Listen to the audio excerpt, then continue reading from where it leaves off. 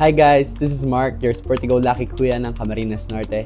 And today, magre-react ako sa video na ginawa namin before ako pumasok sa bahay ni kuya. Siguro po si Direk Jogi kasi nung nalaman ko yung PBB, lalo na nag-audition ako, siya yung unang parang celebrity na nakita ko doon. Siya yung nag-ano sa amin sa auditions. Siya yung parang panelist ba kung sa research. Ngayon naman po, pag tinanong naman po ako ng PBB, ang pumapasok na po sa isip ko, syempre yung batch namin, yung friends ko po na nakakilala doon, yung mga experience po na-experience ko doon sa loob ng bahay ni Kuya. And syempre po, si Direk Jogi pa rin dahil siya po yung nagbigay din sa akin ng opportunity ito dahil siguro po nagustuhan niya ako nung nakita niya ako sa audition po. And siguro may nakita po siyang potential nun sa akin. Kaya nandito din po ako sa PBB. Siguro helpful, goofy, tapos madaldal. And ganun pa rin naman po ako. Kung i-describe ko po sarili ko, helpful po, and yun naman din po yung nakita nyo. Yung goofy po, totoo po yun. Makulit po talaga ako and medyo hindi ko alam minsan yung ginagawa ko kung ano lang po. And yung madaldal naman po yan, totoong-totoo yan. Kung tatanungin niyo din po yung ibang housemates, tapos yung ibang nakakilala sa akin, dinadaldal ko po talaga sila kahit.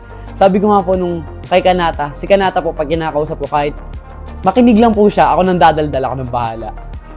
Siguro, strength ko yung pagiging ko sa ibang tao. Parang,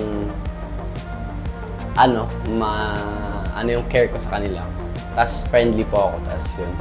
Kaso po, minsan yung mga yun, syempre sumusobra. Yun po yung naging weakness ko. Na gagamit yan. And totoo naman po talaga na yun ang strength ko din talaga na kino-consider po na po ako, pala kaibigan, tapos yung mga sinabi ko po. And totoo naman po na minsan talaga nagagamit din po ako, lalo na hindi po ako minsan aware kasi sa actions ko eh. So, hindi ko din po nalalaman kung anong ginagawa ng iba. Siguro po ang wino-worry ka lang din yung may iwan ko pong family. Kung magiging okay po ba sila pag wala ako, tas yun din. Yung mga mahal ko po sa buhay, tas yung kapatid ko po, kung iniisip ko kung makikilala pa ba ako nito paglabas ko. Yung bunso po namin. And thankfully naman po, kilala pa naman po ako nung sister ko paglabas ko. And mas nakilala niya nga po ako as in nung pagpasok ko po nun sa sasakyan namin, sabi, Kuya! Ginagano na po ako and mas kumulit pa nga eh. And yung family ko naman po, naging okay nga po sila eh. Mas naging okay nga po nung wala ako eh. Sabi ko, baka mas okay pag hindi na ako umuwi eh. Ganon. Ang advice ko lang sa sarili ko, huwag masyadong competitive tapos huwag din ako masyadong magpa-stand out. Kasi syempre competition pa rin to, hindi ko naman sila lahat kakampi. Kasi lahat naman kami naglalaban-laban para maging Big Four, tas yan. And huwag na din masyadong madaldal. Kasi minsan nasobra din yung daldal ko eh. Kaya advice ko lang din sa sarili ko na ganon.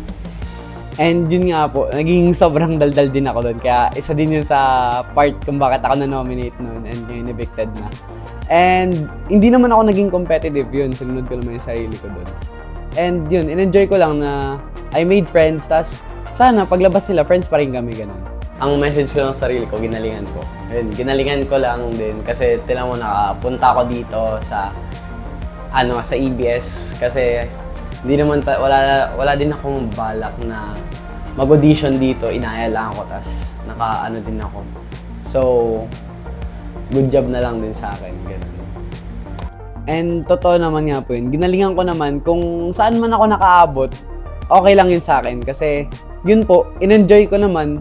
I made friends, I made new experiences, tapos parang mas naging okay din yung pag-iisip ko dun kasi naging aware din ako sa actions ko, sa mga mali ko. And yun, basta I enjoyed my experience in the PBB house. Siguro po ang magiging gusto kong mare-remember dun, yung experience po na nandun ako, yung mga new friends, parang magiging family ko na rin po sila.